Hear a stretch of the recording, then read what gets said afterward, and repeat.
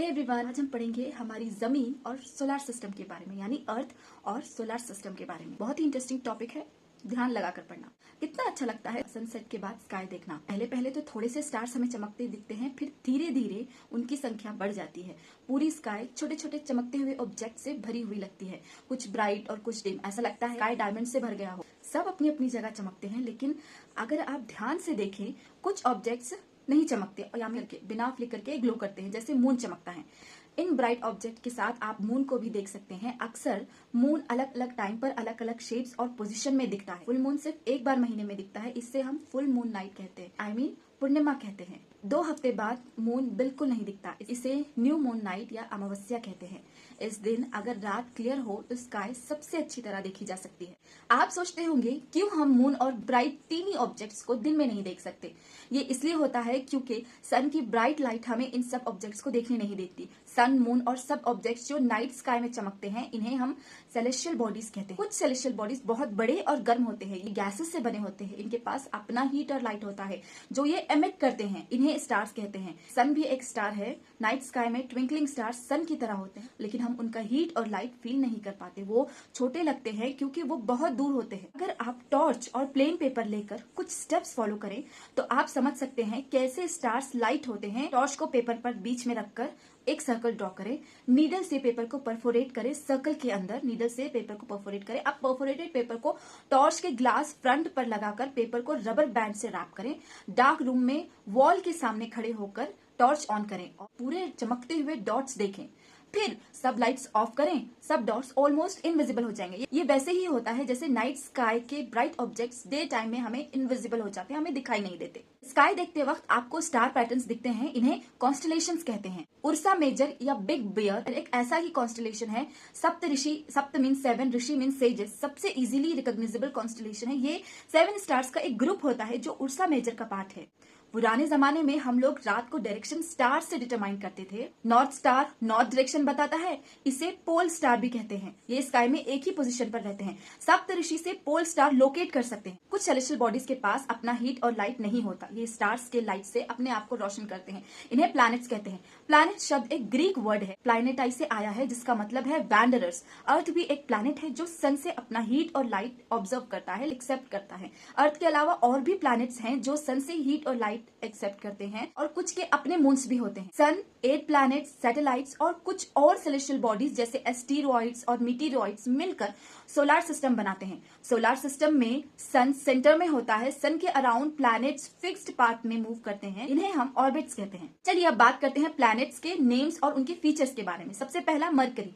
सन के closest orbit complete करने में मरकरी को 88 डेज लगते हैं। सेकंड इज वीनस, इसको अर्थ का ट्विन भी कहते हैं और इसका शेप और साइज बिल्कुल सिमिलर है हमारी अर्थ से। अर्थ थर्ड प्लैनेट कहलाता है और हमारा अर्थ फेमस है for the unique conditioning for life on the earth.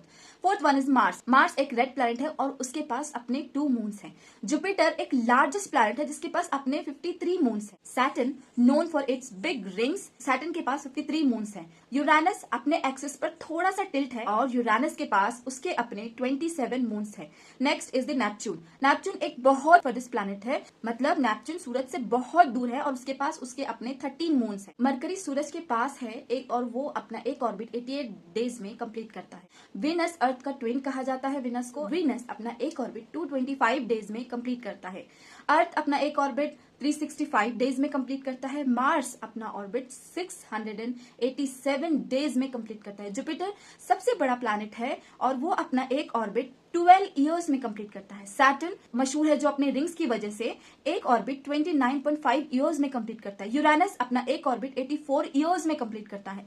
Neptune जो सूरज से सबसे दूर है, वो अपना एक ऑर्बिट 164 इयर्स में कंप्लीट करता है। हमारा अर्थ जो थर्ड प्लैनेट है, वो बहुत नियरेस्ट प्लैनेट है और साइज में 5th लार्जेस्ट है। हमारा अर्थ पोल्स पर थोड़ा सा फ्लैटन है, इसलिए इसे जियोइड कहते हैं। अर्थ पे लाइफ सपोर्टिंग कंडीशंस हैं, ना ज्यादा हॉट है ना ज्यादा कोल्ड है। वाटर और ऑक्सीजन वाली एयर मौजूद है। आउटर स्पेस से अर्थ ब्लू दिखाई देता है क्योंकि 2/3 सरफेस वाटर से कवर्ड है, इसलिए इसे ब्लू प्लैनेट भी कहते हैं। अब बात करते हैं मून की। अर्थ का एक ही सैटेलाइट है जो कि मून, इसका डायमीटर अर्थ का 1/4 है। मून अर्थ से 3,84,400 किलोमीटर दूर है और अपनी ऑर्बिट को 27 डेज में कंप्लीट करता है। मून पे वाटर और एयर नहीं है। चलिए अब बात करते हैं कुछ अदर सेलेस्टियल बॉडीज की। पहली सेलेस्टियल बॉडीज है एस्टेरॉइड्स। एस्टेरॉइड्स क्या होते हैं? एस्टेरॉइड्स एक टीनी बॉडीज जो सन के अराउंड मूव करते हैं, मेनली मार्स और जुपिटर के बीच। और मीटेरॉइड्स क्या होते हैं? मीटेरॉइड्स भी स्मॉल रॉक्स होते हैं जो सन के अराउंड मूव करते हैं। जब ये अर्थ के पास आते हैं, एटमॉस्फेयर में फ्रिक्शन से बर्न होते हैं, एक फ्लैश ऑफ लाइट क्रिएट करते हैं, उसे हम मीटेरॉइड्स कहते हैं। अब बात करते हैं मिल्की वे गैलेक्सी की। क्लियर नाइट स्काई पर एक व्हाइट ब्रॉड बैंड दिखाई देता है। ये मिलियंस ऑफ स्टार्स का क्लस्टर होता है, इसे मिल्की वे गैलेक्सी कहते हैं। Our solar system is part of Milky Way. Galaxy एक ह्यूज सिस्टम होती है जिसमें बिलियंस ऑफ स्टार्स, डस्ट और गैसेस होते हैं। यूनिवर्स में मिलियंस ऑफ गैलेक्सीज हैं। साइंटिस्ट इसका साइज अब तक नहीं जान पाए हैं, लेकिन हम सब इसी यूनिवर्स का पार्ट हैं। जब भी आप नाइट स्काई को देखें, ये सोचना फैसिनेटिंग होगा कि हमारा सोलर सिस्टम और उसके बियॉन्ड कितना कुछ है जो अभी तक एक्सप्लोर नहीं हुआ है।